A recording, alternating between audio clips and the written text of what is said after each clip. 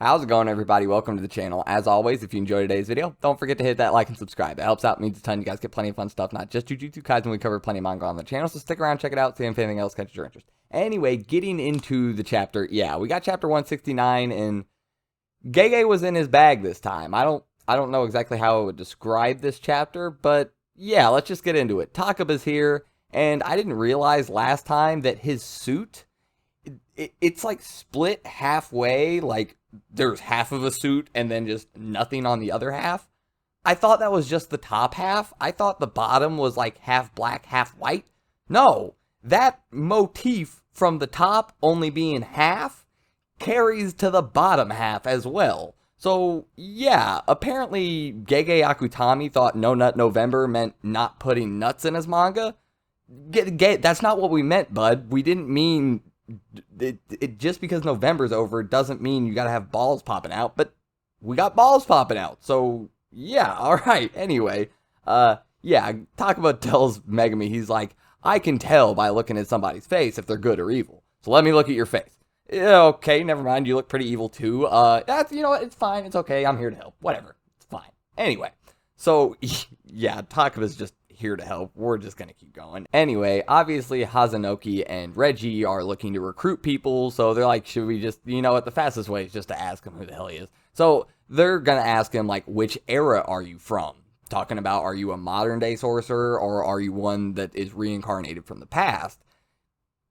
Nah, Takaba just cuts him off immediately, and he's like, oh, you want to know if I'm funny or not? No, this is not what we were going to ask. I don't think any of them think you're funny, bud, but you know what, let's just go with it. So, yeah, he starts going on this monologue about how the suit is an homage to, like, the first hero to ever make him bust out laughing or something like that. And, yeah, while he's doing this, he does this pose, and, yeah, you saw it for yourself, even if you didn't read the chapter. You saw it on the thumbnail. I swear to God, why, Akutami? Why? Twice in the chapter this happens. The other time, he just jumps up and just does a cheerleading pose and just pops it out again. Is he, like, pushing it back in? You know what? We're not going to get into this.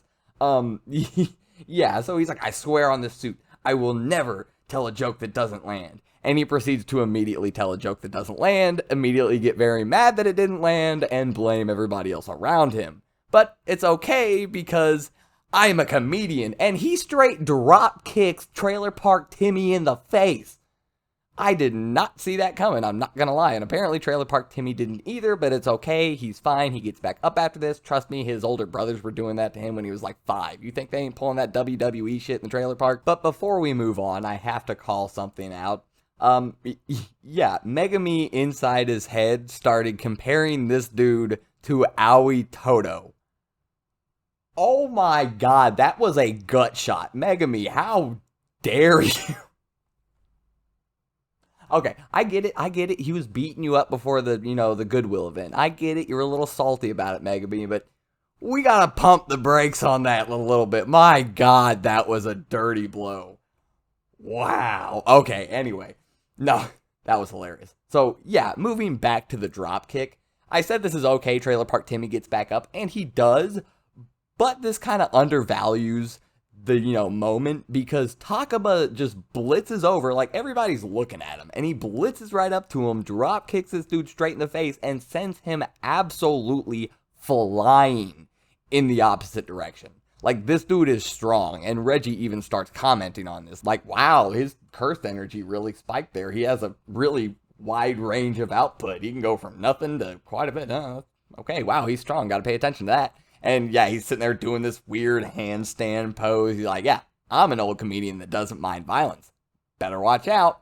But what are you gonna do, young man? Megami comes popping out of Reggie's shadow, goes to, well, considering what kept popping out of that suit, the first thing that came to mind is Megami's just gonna reach up and just, that's a quick way to end the fight. I'm not gonna lie. I don't know how tough Reggie is.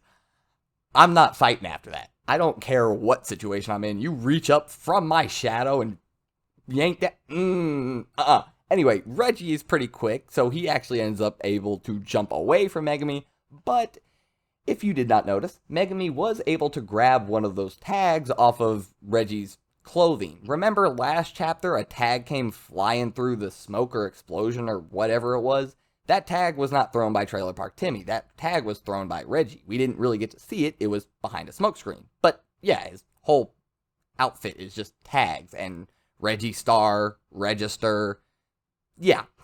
Thank you again, Moonshine, for pointing that out. I can't believe I didn't notice that. That's hilarious. Anyway, so yeah, Megami grabs one of those. That's going to be important. I assume Megami being super analytical or whatever is going to be like, there's cursed energy residue on the tag, and this is how he uses to fight. Well, whatever, I don't know. Anyway, yeah, Takaba gets way too close to Megami's face, and he starts going on about how they're going to have to split these guys up, and he says something pretty interesting that apparently Hazunoki is confirmed able to use reverse curse techniques.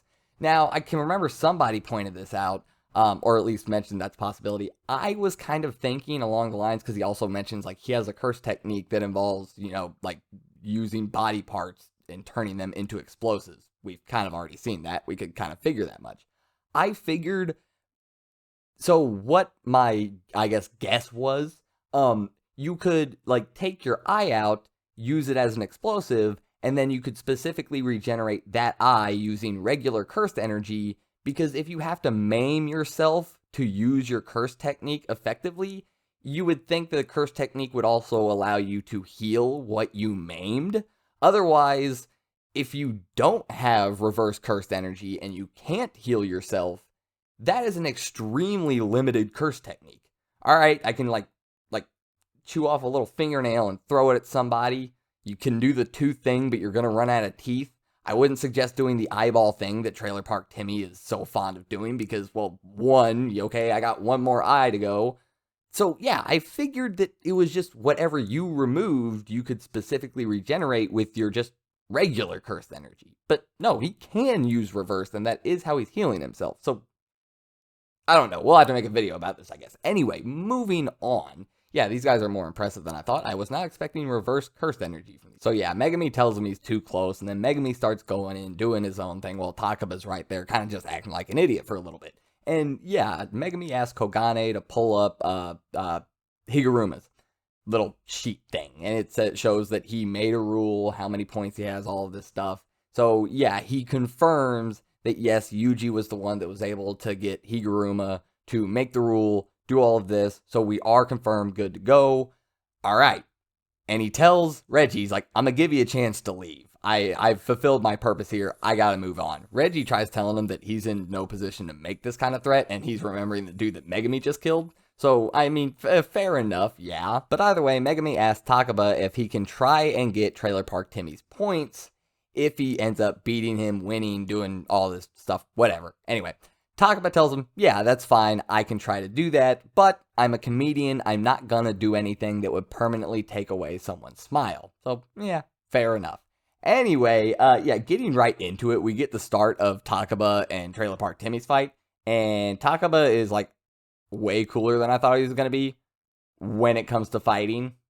And then outside of that, I have dude goofy. But when it comes to fighting, this dude way better than I expected. Timmy starts the fight with his go-to eye tooth, but it was actually kind of interesting. He like threw the eye and tooth up, and like the tooth was behind the eye, and he made the tooth explode, which launched the eye forward, and I assumed the eye was supposed to go and hit Takaba and explode, but Takaba uses this little thing and smacks it straight up into the air.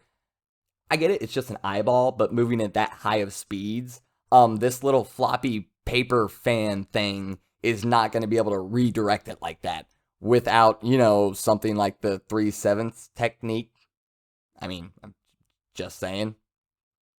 So yeah, basically confirmed at this point. But yeah, Takaba just smacks it right up in the air like he's playing tennis. It explodes up there. He says something that you say when fireworks are going off in Japan, I guess. It was the fan translation little note thing. Not sure. Don't know myself. Anyway, yeah, he starts running around. He goes up, ends up smacking Timmy in the... He just, smacks Timmy in the eyes with this thing. Now, if you have the technique that we assume he has, that actually just does still hurt quite a bit. It's just a funky, funny-looking weapon that you wouldn't expect to hurt, but now it does, so whatever. Smacks him in the face with it. This temporarily cuts off his vision. Timmy also decides to take this time afterwards to reinstate his eyeball into his face, and given this time, Takaba is able to get behind him and hits this man with the, I'm gonna let Kakashi do it. He does it best, let's be honest. Leaf Village Secret Finger Jutsu! 1,000 years of death! Yeah, judging by his face, I don't think Timmy felt that in the trailer park very often. Takaba is... Oh my god, I have no words for this man. He is just mountains and valleys, highs and lows all day for this dude. That's all I can say. Anyway, yeah. Timmy turns around like, do not underestimate me, and turns right around into a foot. And this foot, just like the 2 feet earlier in the chapter, sends him flying in the opposite direction, quick as hell. Yeah, Takaba's kicks are something dangerous. Let's just be honest, okay? And yeah, Reggie's sitting there like, man, that guy's a goner. Hazunoki's gonna be really serious now that he's been embarrassed like that. So, yeah, I mean, honestly, yeah, if you can use reverse curse techniques, you're probably pretty powerful and pretty strong, let's be honest. Like, from the weakest person ever to the strongest person ever, you're definitely decently high up on that list, no matter what. Anyway... yeah, this is pretty much the end of the chapter. We get the standoff between Megumi and Reggie, and they're being cool, and they're going to fight next time. So yeah, I'm guessing next chapter will be a lot of Megumi and Reggie, and probably be their fight. Then after that, maybe we go back to Takaba and Timmy, and maybe we finish them up. But yeah, this chapter was hilarious, and more badass than I expected from Takaba, so... gotta fix that suit, though. We don't need that thing... popping out like literally every time this dude is fighting, okay? We don't need all that. Anyway, I hope you guys enjoyed the chapter. I thought it was hilarious and awesome. It's Jujutsu Kaisen, it's always awesome. Anyway, I hope you guys enjoyed, and I'll see you next time. I'm out.